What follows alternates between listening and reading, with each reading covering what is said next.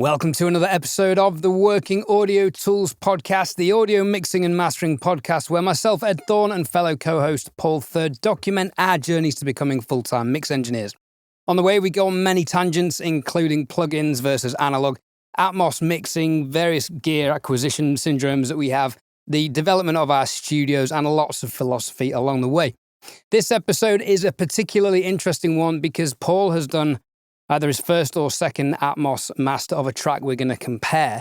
Now, it's probably not going to be a direct comparison. Mine has been a stereo mix with stereo focused, but Paul's has been focused for Atmos and binaural, and we've been talking about the stereo fold down, and there's quite a lot to go into that Paul's going to explain because I don't understand it because I don't deal with Atmos yet, but hopefully that'll be something interesting for everyone considering or wondering what the fuss about Atmos is.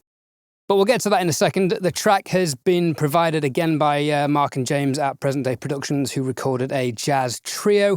Again, jazz is a little bit on the periphery of our direct skill sets, but I think we've both done quite a good job. Now, before we get on to the mix comparison, there's a few studio upgrades I'd like to mention. One of them was that I literally spent all of last week figuring out what was going on with my subwoofers and Trinov in my room. I had this thing where when I was engaging the subwoofers, the low mids from maybe 800 or 1,000 hertz down were dropping about 1.5 decibels when I engaged them. So what I was gaining in extension down to 28 hertz or something, I was losing in the mid-range. It was really weird. No one could explain it.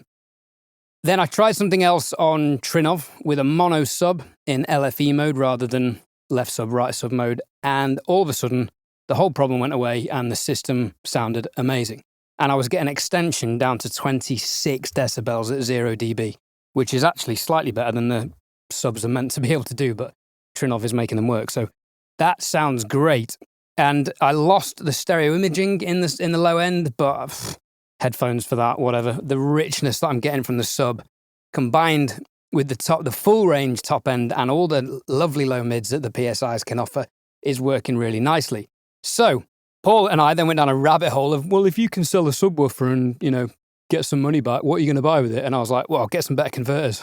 And Paul's like, no, don't waste your time. And we went back and forth until eventually I found on Reverb a set of Amphion 115s for sale from a lovely guy in Frome called Josh. Shout out, Josh, if you're listening. And I bought them home, went on a round trip on Thursday or something to get those, and put them in. And I've used the Arc Studio room correction for those because I can't be bothered paying Trinov another £900 for another stereo license, because I wouldn't just need the license, I would also need the £900 La Remote so I could flip between the two channels. So at the moment, I mute my topping with the topping remote, and I unmute the Apollo.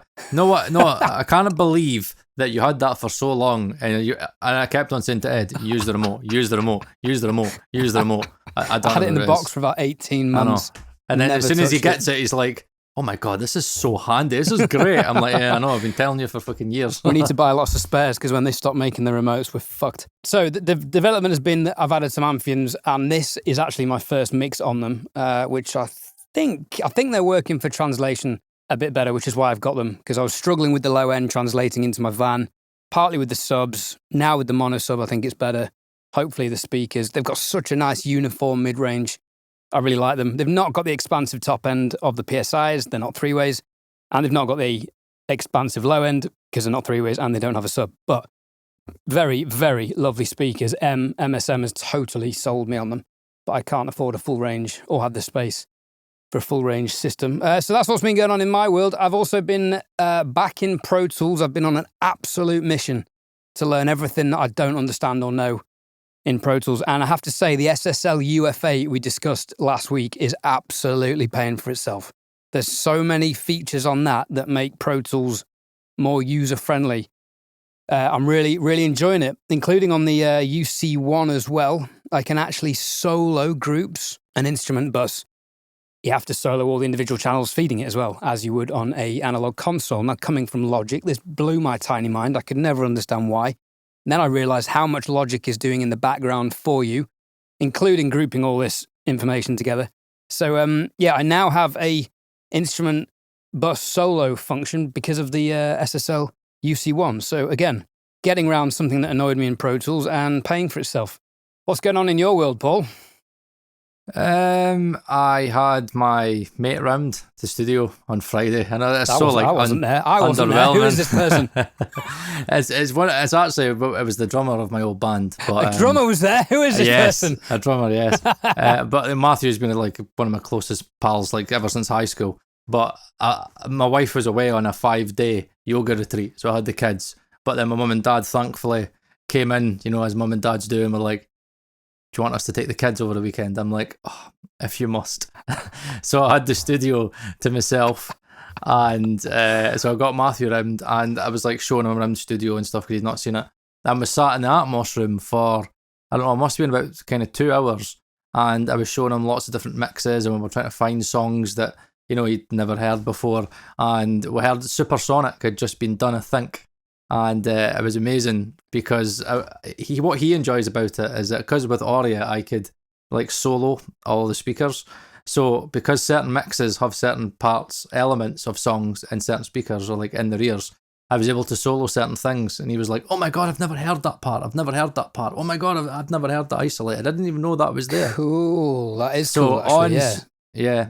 So on Supersonic, Bonehead is playing in the front and Noel's playing in the back. So if you solo the rears, you get all the guitar of Supersonic, all Noel's guitars isolated on their own. And that includes obviously the bow, bow, bow, bow, bow, bow, bow, bow, bow, bow, bow. And it's amazing because see when you listen to it kind of solo, it's very clean. But now I'm going to hazard a guess that Noel hasn't had a say in how the Atmos mix has gone down. Yeah, because maybe. I suspect, I don't know the guy, I could be wrong, but I suspect he might want to be front and centre with his guitar in that band and that mix. So I think someone's not getting asked back for that job. I don't know. We actually thought it worked, but I've not heard it binaurally because what I've also been doing is I was playing about with the present day production mix. So I did a pre-mix, as I normally do, and Mark had given me strict instructions that he was the client, and he was like, "Paul, right? Don't go overboard, Paul. Don't go overboard." It's like, what makes him think you might do that?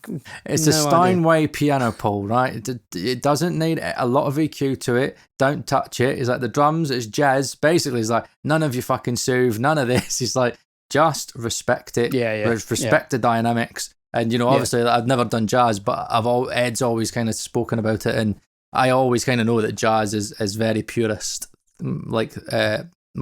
And it's all about the dynamics and, it's all about trying to respect it. So even if you're a little bit like, I'm not, maybe I want to clean that up a little bit, the purist jazz guys would be like, or thems or these, they would be like, "No, what did you do? Leave it alone. Leave it alone." So I was as respectful as physically possible. Now, there were some resonances in the tom that needed taking out in the toms. I took a bit out I cleaned up the overheads and the cymbals a little bit. Okay. And I think I might have maybe just taken out, I don't know I don't think I did it on the piano. I think I just basically added in a bit of top, really. Or I can't remember. I did something. Or no, I put Smart EQ on it. Mark will be like, "Oh my God, why did you do that?" But it was very subtle. And because I just wanted to try it. Nothing subtle about you, Paul. I don't believe you. But I was just like, "No, what? I'm just interested." Because I thought the piano was a little bit, not muddy. I just kind of was like, I could do a little bit of extra clarity. So I thought, I'll put a shelf on it. And then I was like, "No, what? I normally like Smart EQ on pianos and guitars, especially the new Smart EQ 4.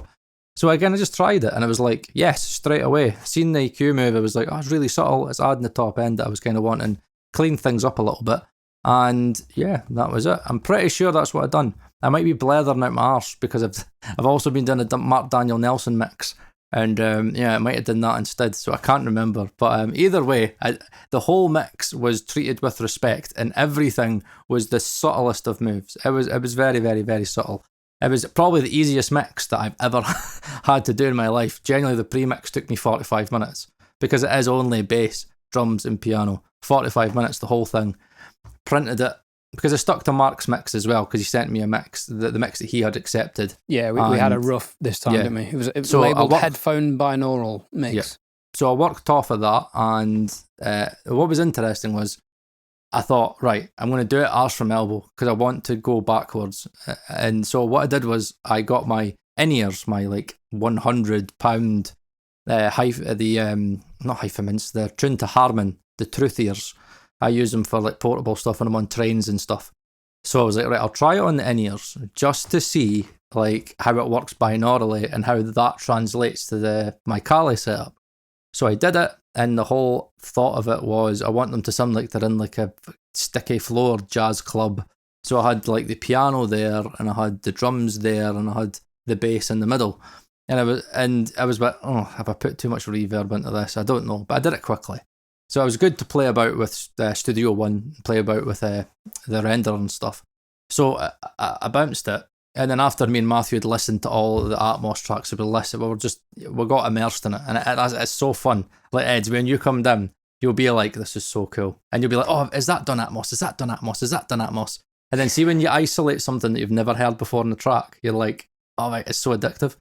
But I'm kind of hesitant to come up because I will inevitably want an Atmos rig, and knowing me, I will inevitably not do it cheaply.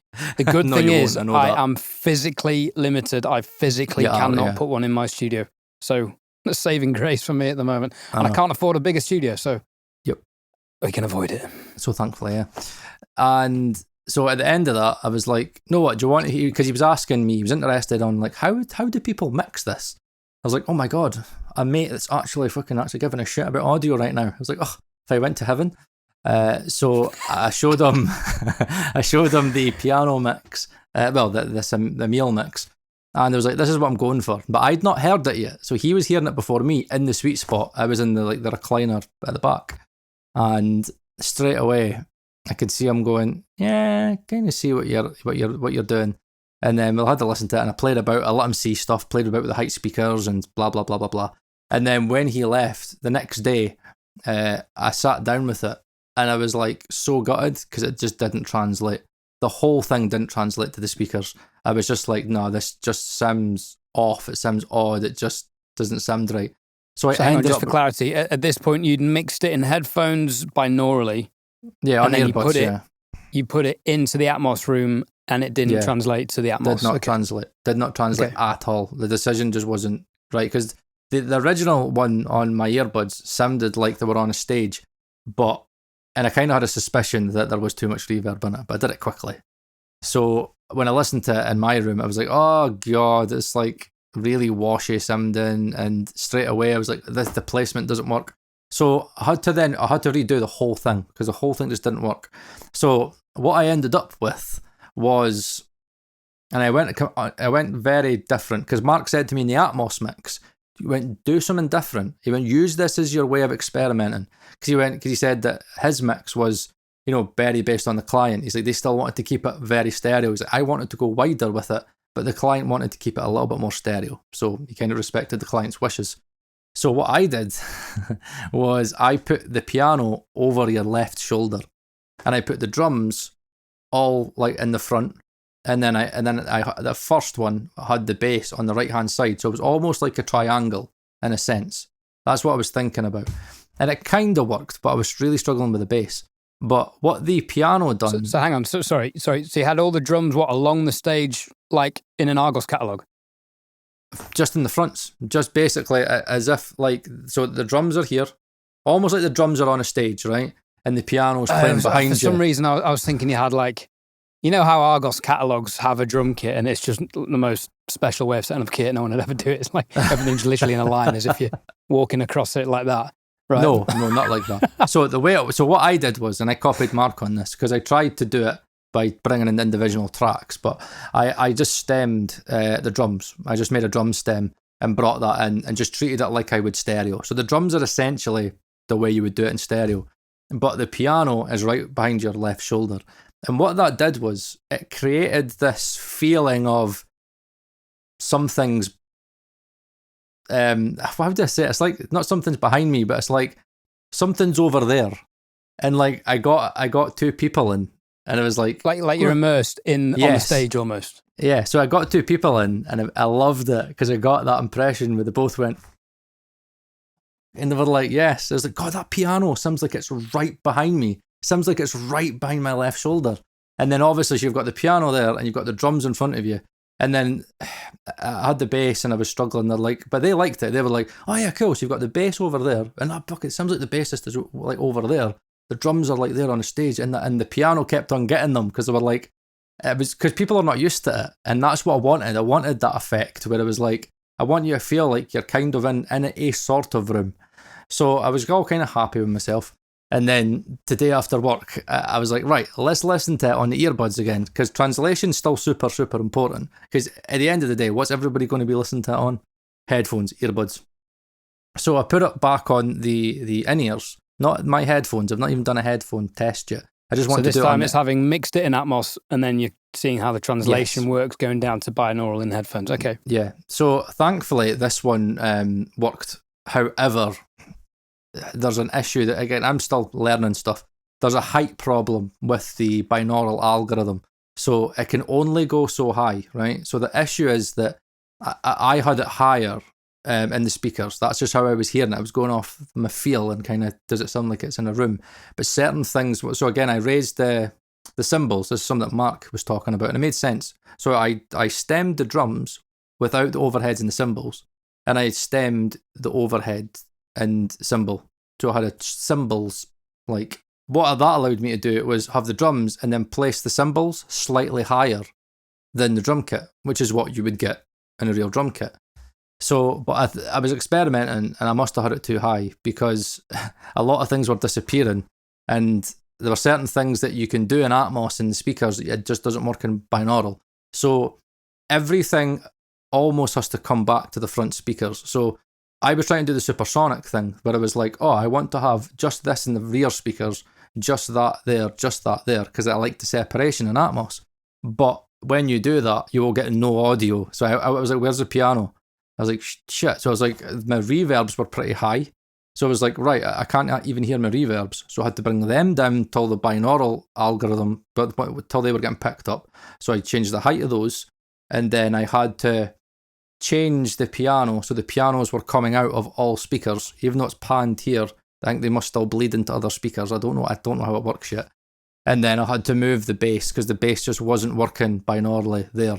It worked better in Atmos because it felt like the bassist was over there, but I just think it didn't. It felt weird binaurally, so I moved it more to like the right hand side corner. So like kind of drums are kind of further back, and the bass is in front of the drums to the right hand side because you can place things back and forth.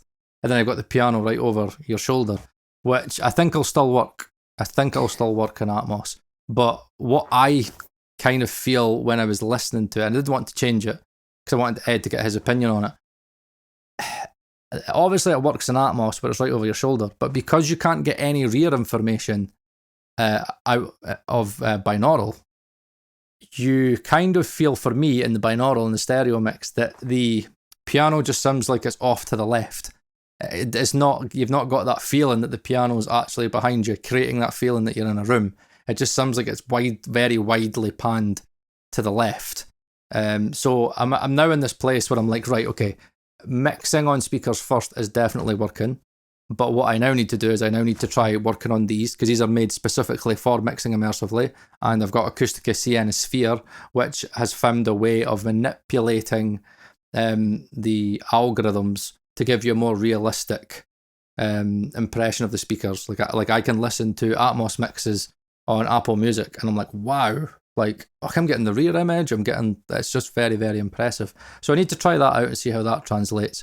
But where I am just now is, I think I'll have to redo this Atmos mix again, because I do think, I've not heard your opinion, but I do think that for both to work, I'm going to need to have the pianos basically super wide left and right. And I think what I've got to, wow, what the hell is that? Like, what are these things? Jesus Christ.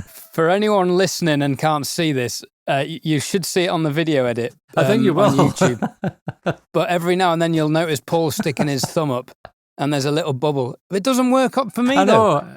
It just looks not working. Paul's just done this thing where he's triggered fireworks going off in the background of his... Don't know, I'm just that special, obviously. Screen. I mean, you've got Atmos Riverside as well, mate. Riverside's the software, the online program we use for capturing all this. So I have more questions than thoughts on your mix, I'll be honest with you. I think it'd be good for everyone to listen to this and get an idea of what you're talking about, because I suspect there's a few people out there who are like me, I have no idea what he's talking about.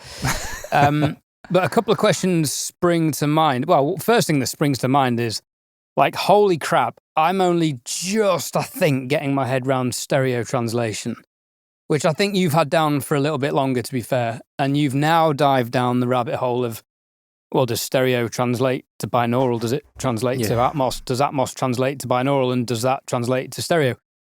Let alone speakers and headphones. This is a whole cluster F of a minefield that you've jumped down. So kudos. But one thing that did spring to mind was you talking about adjusting the height. Is in the Atmos setup you have in Studio One or the renderer or however it works for those who are ignorant and Atmos illiterate, does it work like you have a pan dial? You can, pan, say, 100% right. You can also pan. How does it work, though? Is it in terms of, like, centimeters, or is it in terms of, like, degrees, like 100% is all the way on the ceiling?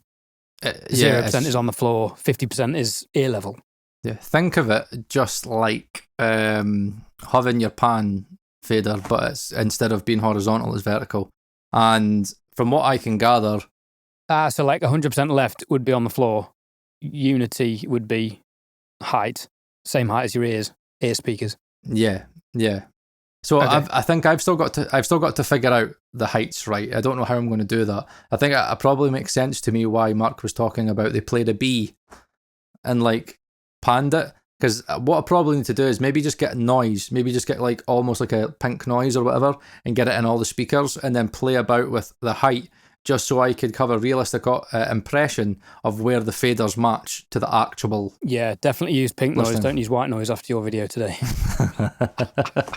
Yeah, definitely. Yeah. But... Beware, YouTubers.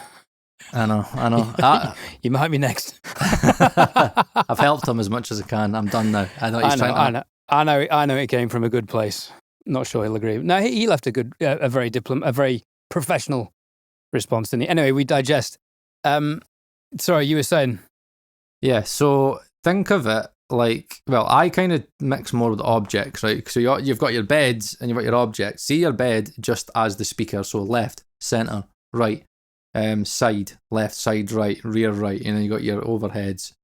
Now, you can have beds like that, or you can have objects, and what the objects are everything in between. So think of an object as genuinely one place in that entire sphere. So, like, an object, as far as I understand, is a movable and programmable source of one bit of audio. So you can take a delay string, and move that anywhere and automate that to go anywhere.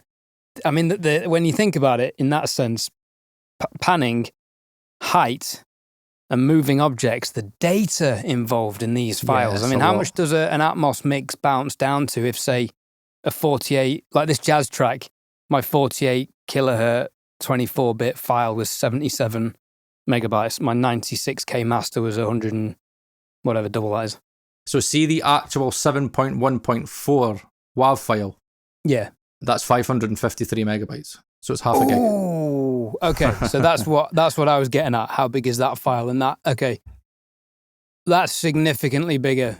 And assuming this is why different devices, for example, mobile phones, might not be delivering this as well as a designated Atmos system, because the data required and the speed at which that needs to be processed to deliver that to a consumer surely is. I mean, this must be why Spotify aren't going down that route, because they were struggling to get MP3s to play in 0.2 of a second.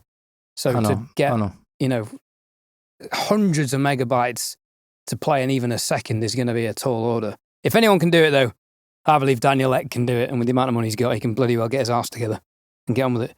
The next thing, though, that interests me was what you said about the Acoustica headphone algorithm. Sienosphere, yeah.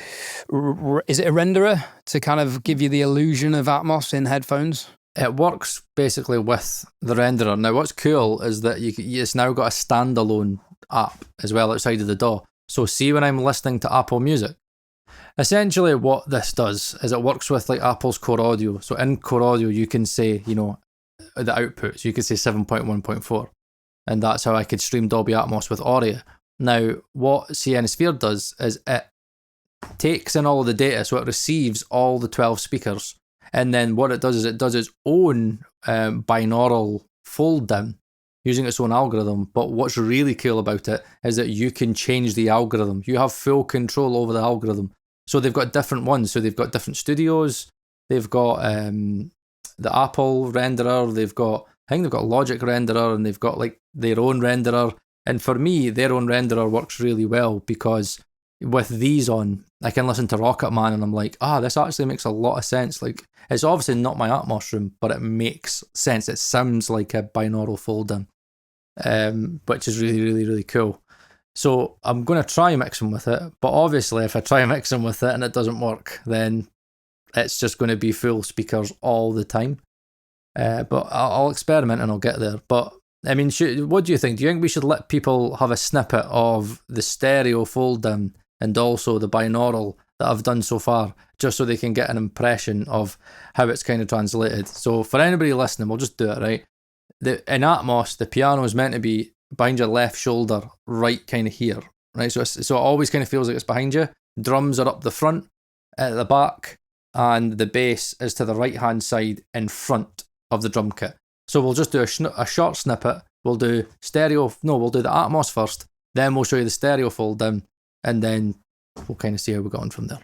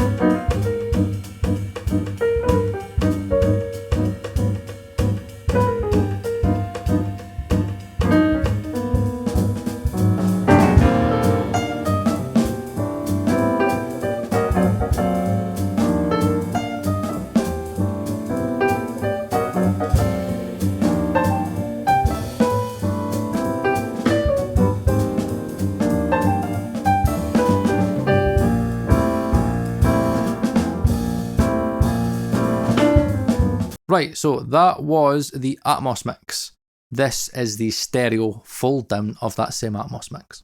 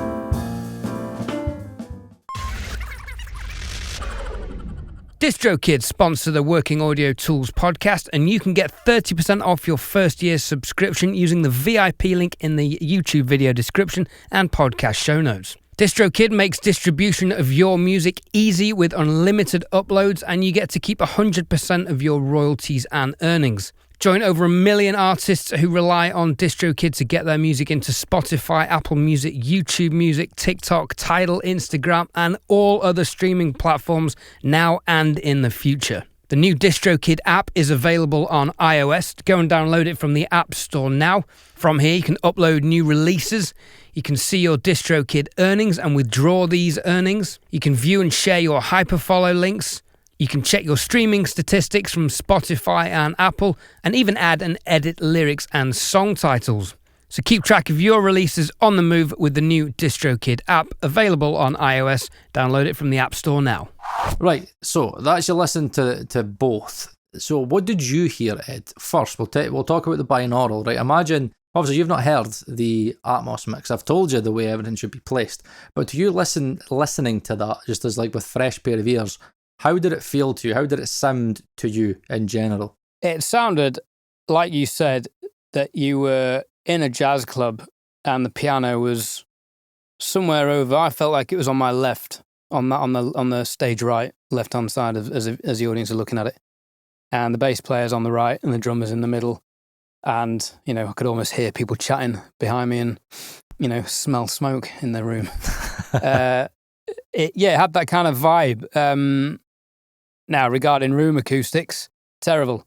Sounds like there's no dampening on the walls and there's a fair bit of reverberation going around. But again, that contributes to the live feel. And this is what's interesting about this, and which is, I think this is going to garner a lot of comments, probably out of confusion like me. Yeah. It is what's a translation thing and what's a mix thing. Mm. So it would be interesting to hear you tackle this as a stereo mix. So I listened to this on headphones, and again, the mix works in headphones. I felt like the bass sounded it was low in the mix, but we could also play Mark's mix of this because the bass is a little bit low in that mix as well. Mm. I wasn't sure if that was a rendering thing or just a choice thing. Had you tried to honor Mark's mix, or was there a rendering thing where the bass channel was I just honored Mark's mix. That's what I did. I just used his as a reference, like a rough, and just stuck to that as close as I could. The other thing that crossed my mind was the overheads, and am I right in thinking that the overheads on the bounce down to stereo are still quite high up and therefore possibly lower in volume than you had anticipated? I don't know. It still kind of works for me level-wise. Again, see the overheads, I matched it to Mark's. So I was listening A-B and back and forth, listening to Mark's. And I was just trying to get his binaural mix and my binaural mix to sit kind of level-wise. I noticed that height-wise, I think I got them roughly about the same, but he had his wider. I had my cymbals and overheads narrower at first, and then when I listened to his, I was like, right, he's chose to go wider. And then I placed them wider, and I thought, because I was worried in my head, does it sound too natural? Or is it the wide going to lose that kind of feel? But then when I listened to his, does it sound too much like a stereo mix? Yeah, I'm just kind of like, no, what actually works quite well in the binaurals. And I think I've kind of came to a conclusion that with Atmos, the difficulty is, right, if you try to recreate a room and the feeling of somebody playing in a room, it's just not going to translate to stereo and binaural in the way that I've tried to do it, because the rear information is the thing that binaural can't replicate. It's all it can do is essentially kind of place it here. So what you're saying is right. I hear the same thing. The piano just sounds like it's kind of more kind of wide on a kind of stage, where in my room it's right behind your shoulder. There's no stage. It's like fucking right behind you, like almost like you're watching the drums and the guy's just doing his own thing and you've got a piano just playing in the back with him. But that doesn't work. The overhead thing I think works really well. Something Mark does. But again, you've got to watch your heights. I had them way too high for binaural, and then when you have it too high, it just cuts out. So there's certain things that and if you try and do it in Atmos and do it in binaural, it will just cut out. Like you will just not get any audio. So you've got to work with the two of them to make them work. Okay, here's the question. Is the height thing, is there a thing such as pan law? Like if you pan, you can set your DAW. If you pan something all the way left, you lose 6 decibels. Is there a thing with the height where that's the thing as well? I'm thinking that's what it is, yeah. I was thinking that myself. I think Right. that there must be, look, there'll be limitations to it, because at the end of the day, we are trying to push 2 speakers binaurally to do what 12 speakers in a room are doing. Like, you could... It's not a limitation. You've just got to be aware of it, haven't you? Yeah, so I think that you've got to work with those limitations, and, you know, I'm going to do another one, because I think that, well, here's the thing, right? If I was to give you that, and I wasn't to tell you that was an Atmos mix, and just treat like that as the stereo mix, would you be sitting there thinking, it feels lopsided to the left now? Because I've not really got anything on the right. The piano takes a lot of precedence on that left, and I'm listening to it thinking it now sounds lopsided, where in Atmos it works, because it's like... If you just gave works. that to me as a stereo mix, I would assume it's a drum and piano duet. Right, okay. Because the bass almost sounds like... Now, in the recordings, there is bass bleed in the piano and a bit of piano bleed in the bass. Bass microphone. So I use more of the DI. I had the bass mic down 10 dB. It had something about it that I liked that added to the sound, but it was causing phase issues if I did anything. No, I just deleted it. I just ended up deleting Right. it. I tried to work with it. I had it behind me. I was thinking, where would I put a bass amp? Like, have they got... I was trying to treat the DI like it was the actual bass. Like, it wasn't a DI. You're actually listening to the bass in front of you. So I don't know. I was just playing about, but I think what I have learned is that you need to do an Atmos mix with, in terms of the industry expectations, you've got to do it knowing that mostly everybody is going to be listening to it binaurally on headphones. So as much as I'm like being a purist and going, yes, let's get the most out of Atmos, if it doesn't really work best at its full potential on headphones, you're kind of pissing in the wind, because what's your client going to listen on? He's going to listen on earbuds, he's going to listen on headphones. Which everyone listening is screaming at their steering wheels or at the gym, the treadmill. What is the point then? Answer me, riddle me that, 30. The point is that when it's anyway, done it's been right... emotional. Next episode, Paul will talk about that on his own, because I will be asleep. No, I understand the point. The technology is filtering down.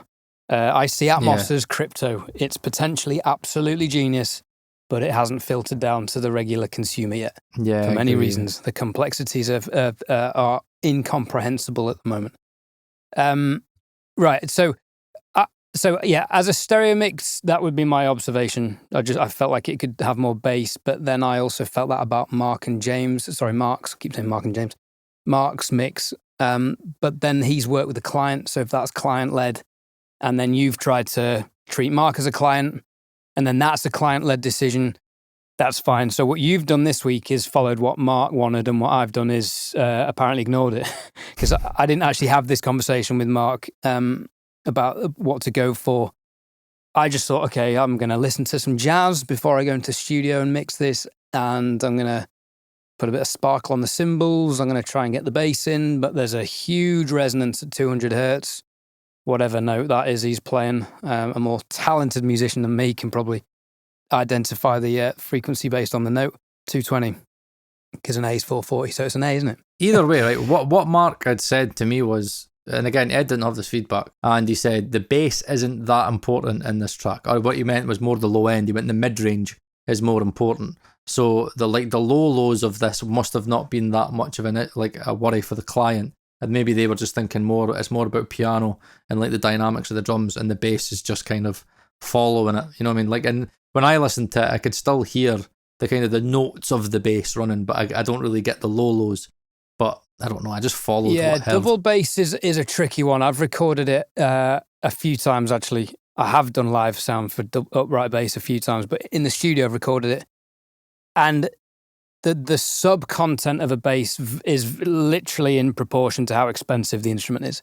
Because the more solid the frame is, the more sub-extension the instrument will deliver. The more rigid frame will give it more low end, is my basic understanding. So, for example, my housemate has a cheap bass, or he used to have a cheap bass, and we recorded that once. And it didn't really go much below probably 100, 150. But then I've also recorded, a £6,000 bass, and I believe an even more, an £11,000 bass. And that was really where the low end comes in. But Double bass is also very hard to mic up. There's a very specific sweet spot for getting the body and the strings at the top. So it's often common to use a LDC at the bottom, or even a dynamic, like a D6. Sounds great. And then a SDC pencil mic at the top. So a DI and a mic is also a common combination if the bass isn't producing loads of low end, but the DI is capturing that, if that makes sense. So it's tricky, and I don't think there was too much sub-content captured. But there's a bit going on at about 50. There's a nice weight, so I think I even boosted that just to 70. It was 74 hertz, that was it, and 72 and 144 was kind of the main fundamental. And then the octave above that was causing a little bit of grief.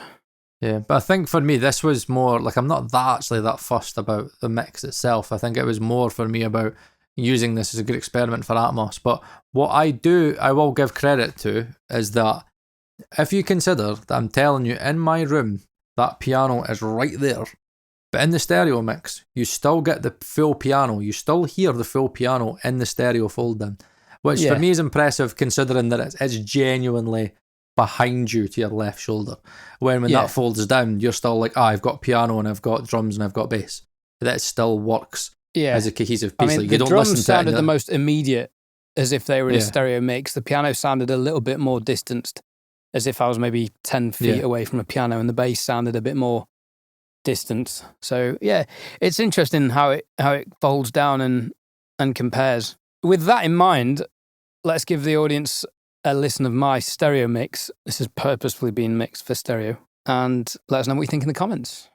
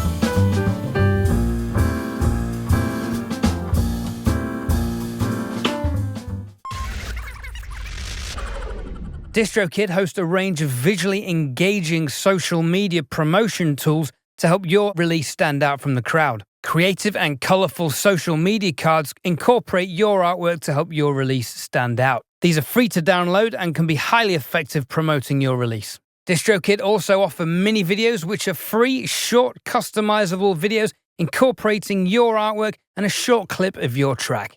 And if this wasn't enough, DistroKid also have a tool to create a Spotify canvas generator, which is the video that plays in the background when you're playing a song on Spotify. Simply choose a theme and choose from dozens of different creative artwork concepts. These are free to use and great for engaging your audience, available on DistroKid. For an additional subscription of $8.25 a month, you can get your music videos distributed to Apple Music, Vivo, and Tidal, and you'll keep 100% of your royalties. With DistroVid from DistroKid. Right, now listening back to that, the first thing that stands out is I pan the toms way too far wide. That's unnatural, which as a drummer, I'm slapping myself on the wrist because that is a fail. I can't think why I did that. I'm going to blame Pro Tools. And we'll go from there. Is that your new thing now? If in doubt, blame Pro Tools. Yeah. Right, so I also listened to it, actually just there. So you're getting my live. thoughts on it. Now, obviously, I've had Mark's mix, so obviously my ears are obviously like tweaked a certain way. To my ears, I think I can maybe kind of see why the bass is kind of tucked more back, because how I hear it is that the piano is meant to take the main priority, almost like the piano is kind of like the lead instrument for this mix, and I feel that the bass gets in the way quite. I always feel like everything's fighting a little bit in your mix. That's what it feels. It feels like the bass. It's like everything's got its place, but it's like from what I could hear in Mark's mix, it was like, no, the piano needs to kind of take more priority, but the drums have to be there, and the bass is just there kind of tagging along. That's how I heard it in Mark's. The cymbals, I think, are too bright. I think that, and they're too loud. I think I think the cymbals are almost like the lead instrument in this mix for me. Like I just hear cymbals, where I did the opposite. I don't think I added any brightness to the cymbals. I actually maybe think I kind of took a little bit off the cymbals, and I added brightness to the piano, which is something I think Mark did. I think it was just naturally that we both did that. So I think if you heard Mark's mix, you probably maybe would have done this differently. But it does sound like what you've tried to do is just try to treat them all as equals and say, right, this is a 3-piece, and I'm going to give everybody their dynamic place in the mix. That's the right level for the bass to be audible. That's the right level for the drums to be audible. And that's the right level for the piano. But how I hear it in the stereo mix is that there's times where they're all clashing, where I kind of feel that the way that I tried to do it by following Mark's lead was that everything had its space, it had its place to come into. So when the drums wanted to come in, they came in. And when the piano was kind of taking precedence, that came in. And the bass, I think I would say that, like, if I hadn't heard Mark's mix, I would have probably had the bass where you had it, because naturally your instinct is to be able to hear that bass a lot more. But I kind of do get it where it is a little bit, sometimes the bass is like boom, boom, boom, boom, boom, and it's like, whoa, there's the bass. You kind of miss that. So it was hard to tame that flappiness. Yeah, and I think that's what they've done, is they've just tried to be so respectful to it, instead of genuinely trying to tame it and like hack away at it, they've just kept it. I think they've just brought it down. That's how I hear it anyway. But yeah, I would say your cymbals, I think you've treated it more like you're the jazz drummer and you're like, fuck everybody else, fucking Mr. Cymbals, like.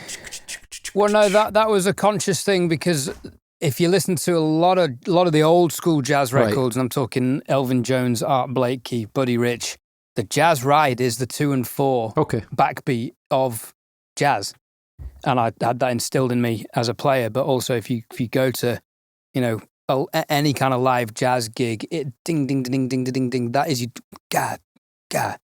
So that was a conscious decision. Now, that's one of those things that is easily changed. If we're just talking levels, easily changed with a chat with the client. But that was how I would imagine being in a room with, an amplified upright double bass. There's no way a double bass is competing with a drummer playing that loudly and a grand piano next to him. But do you think that's do you think that's like what I think? I don't know if I'm taking kind of Mark's lead on it, because he has accepted mix, is that what the clients maybe tried to go for is genuinely what they had in the room, and maybe when they had it, the bass maybe was just level, and the piano was the kind of prominent thing, and the drums sat back a little bit. I can only assume that's what they wanted, to treat it more like a room, because I wouldn't say that. And this is the problem with stereo. It does. Obviously, your stereo mix doesn't sound like it's in a room. Well, yeah, because I wanted it to sound like a recording. Yeah. The other giveaway for the importance of the cymbals is that there was a specific hi-hat and ride mic, particularly the ride mic. Whereas though in a lot of jazz recordings, you might be talking to Glyn Johns, or just overhead and a kick kind of setup. So the fact that they were there, I thought, okay, this needs to take some prominence. But yeah, again, I didn't have the conversation with Mark about those priorities. So I've done what you did on the last one, and went a la Thorne. No, but I do think it's still important. What your mix does, because I trust your experience, because you know this, like, jazz. So obviously that's interesting for me to know, because I didn't know that till now, that is actually quite a popular thing in jazz. And for maybe many jazz trios, exactly what you did with the ride would be like, that man knows his jazz. That's the way how we want it. So it's actually quite important to know things like that. Possibly. I'm sure the comments will agree or disagree on that. But then, if you're listening to more contemporary jazz, I had a name in mind earlier.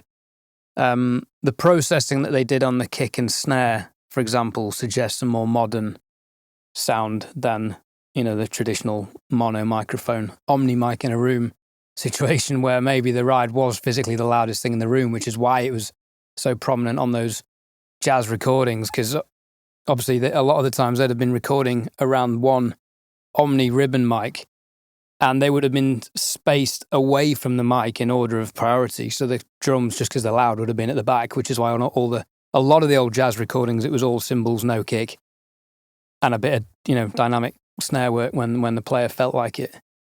Obviously, with a close mic set up like this, you have a bit more control. One thing I will say is that I don't need to be a jazz guy to know that you've already mentioned it, but yeah, there's no way a jazz trio would accept those toms, man. It was quite interesting. It's like kind of ba-dum bum ba-dum bum ba-dum bum, and I'm like, whoa, that's not a drum kit. That's the Argos catalogue, isn't it? That's the Argos catalogue. Yeah. I will be going back into that mix and fixing that before I put it in my portfolio. Yeah, but again, it's good to work with the less is more approach. It's good to work with the challenge of trying to, still, because I was still trying to maintain dynamics a little bit. I still compressed the piano just a smidge. I did. I was a bit of a cheeky monkey, and I did use a drum leveler on the kick, and just certain. No. I did, yeah, that is a jazz no to level anything dynamically. Or anything at all. You've just committed jazz suicide. No, let me tell you why. I'll only tell you the reason why. Because seeing the bit where it gets so loud, I just felt that the kick was just too loud. It was just, as much as I was so that's when you have a compressor on it that only hits those high notes. I know, but I was I wasn't doing the drum leveler the way that we normally think of it in a pop mix. There's a mix knob for it, and I had the mix knob at like 20-30%. So like genuinely, it was not like the way it was. I don't know. I just wanted to tame it a little bit. That's all I did. On that ginger bombshell, Ed Thorne has left the podcast. Bye-bye. I'm so happy I've pissed him off now. That is the best way to end a career podcast. In drinking. Fantastic. Yes, I love it. Thank you so much for making my day, Ed. Thank you so much. And is it going to do it? No, it's not doing it. Where's my fireworks? Oh, God. Right, okay. I don't know how you triggered that earlier. I'm pissed off now. Right, okay. I was happy Paul now. is just gesticulating wildly. Yeah, okay. Right, see you later. Bye-bye. I've not listened to it, so I can't even speak. You fucking idiot. I've not listened to it.